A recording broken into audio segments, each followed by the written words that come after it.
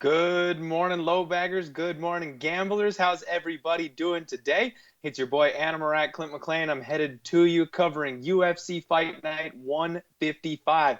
Now, I know we don't have Jimmy this week, but I could not leave y'all hanging. We've got such a good fight card coming up this week that I had to make sure I got a video out for you with some picks. The UFC is headed to Sacramento, California, the Big Tomato, the city of trees, Sac Town, and it's gonna be a good one. I've got a ton of picks for you, so let's dive right on into the action.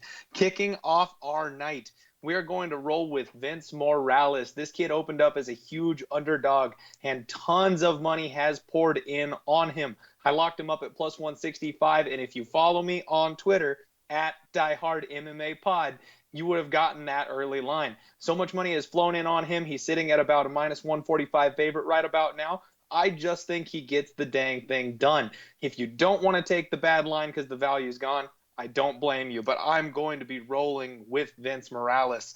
After that, we've got another slight underdog, Jonathan Martinez. He was sitting at about plus 128. Feel free to log on to SBR Picks. You can find all the lines on there. They're subject to change as the money flows in and out. These numbers will bounce up and down, and that's the best place for you to find the best line for you to make your bets.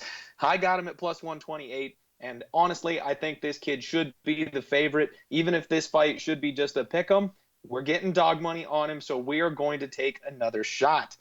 Now we're going to move on to another interesting fight. Darren the Damage Elkins, he is facing off against a guy that I just really don't like. He's facing off against a jiu-jitsu fighter who's got a real awkward style, likes to flop to his back, who's not a very good striker. The Damage only gets stopped by people who put him out cold, and the fight's about a pick 'em right now. Maybe he's a slight underdog. I got him at minus 105, and I think that's a perfect price for him to get this done. It's a step down in competition for him, and it's a step up in competition for Ryan Hall, who he's facing here. So we are going to roll right along. I've got a ton of picks for you guys. I'm so excited for this weekend.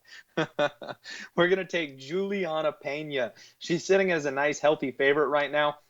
One thing you need to know, she's coming off maternity leave. Now, I usually have a rule that you do not bet female fighters coming off of maternity leave because you never know where their head's going to be at and where their body's going to be at. But she has been in phenomenal shape. I've been following this girl on social media, and she is ready to rock. The biggest advantage she has is that she's a wrestler. So I fully expect her to fall back on that. Even if that killer instinct isn't there, even if she's got a little bit of ring rust on her, she's going to come out and she's going to fall back on that wrestling and grind out a 3-round decision. We're going to lay the wood minus 165 on Juliana Pena. We're going to roll right up next to Simone Moraes. This is a fantastic fight against Andre Touchy Fili. Now, Fili is a long, rangy striker who leaves his chin open, and Simone Moraes is a powerhouse, stocky little dude who has insane knockout power in both of his hands. Fili leaves his chin open, and he's susceptible to counters. I think Moraes is going to just be the bigger, stronger man. He'll be able to physically pin Fili up against the fence, and that knockout blow will come in round 2 or 3 once Fili starts getting a little tired, because Moraes never slows down. Minus 120 is a perfect line for this kind of a fight, and I'm glad we are all over it.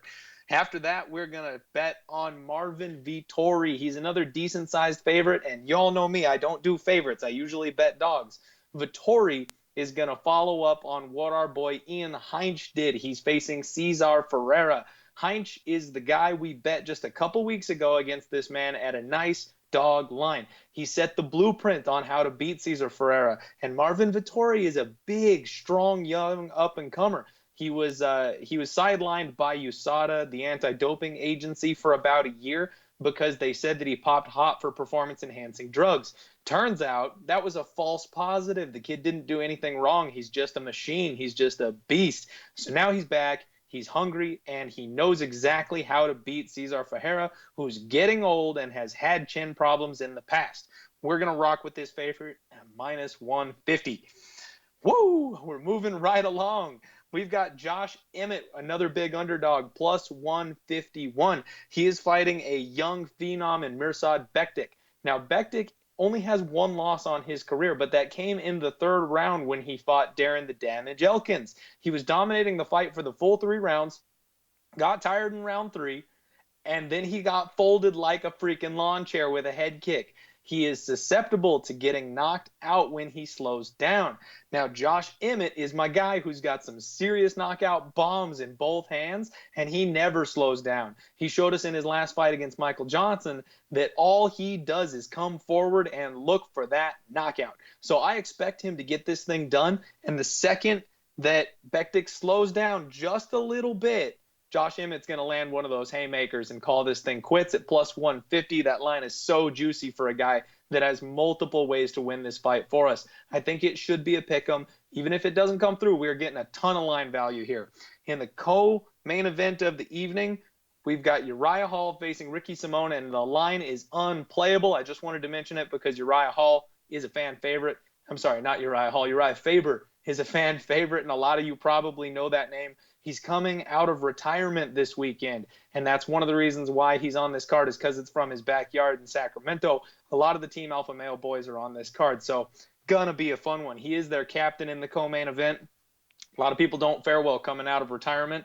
I'm not going to touch that one, though, because he's a massive underdog, and if you want to take a sprinkle on that line, I don't blame you, but his opponent is very dangerous, and coming off retirement, fighters just don't usually fare well coming in against young, hungry lions like he is. In the main event, though, we've got Aspen Ladd versus Jermaine de Randamie. Now, de Randamie is a very, very decorated striking artist, and she's kind of a part-time MMA fighter at this point in her career. But she has wins over notable names like Holly Holm, where she won the belt. Aspen Ladd is an 8-0 undefeated young up-and-comer, and people are really high on her. She is physically powerful. She's going to have a ground advantage in this fight. And it opened up with Jermaine de Randamie being a slight favorite, which I agree with. And I wanted to bet Aspen Ladd at a slight underdog line. However, there has been an absolute flood of money on Aspen Ladd, and she is now sitting at about minus 200, which, let me tell you, is just insane. This line it should be very, very close. Whichever of these women implement their game plans is going to be the winner. If this stays on the feet, Jermaine de Randamie has the experience, the power, and the footwork. She could end Aspen Ladd's night early. If this goes to the ground, well, Aspen Ladd is probably going to get the TKO because Jermaine de Randamie will be a fish out of water once it gets down there. The question is, can she get it to the ground?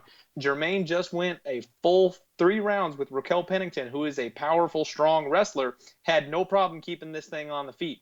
So I don't know if Ladd will be able to get the takedown, and because of all that money, we are being gifted with plus 158 on Jermaine de Randamie. She may be the elder stateswoman here, but she's only 35 years old, so it's not like she's 42 or something.